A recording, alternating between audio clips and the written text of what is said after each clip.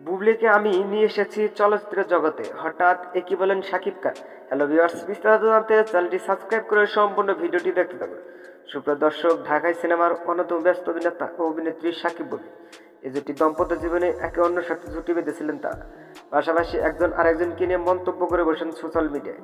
তার কারণে ব্যক্তিগত দ্বন্দ্ব রয়েছেন তারা, আর তাই তাদের ব্যক্তিগত দ্বন্দ্বের কারণে শাকিব বুবলি আলাদা থাকে। কিন্তু এবার সবকিছু পিছনে ফেলে দ্বিতীয় সন্তান বীর ও বুবলিকে নিয়ে ক্যামেরাবন্দী হয়েছিলেন শাকিব খান। এ খবর সামাজিক যোগাযোগ মাধ্যমে প্রকাশ করেন। হঠাৎ শাকিব বুবলি একই ফ্রেমে, এ নিয়ে সোশ্যাল মিডিয়ায় ব্যাপক আলোচনা সমালোচনা। বলেছেন সব রাগ অভিমান ভুলে আবার এক হলেন শাকিব বুবলি।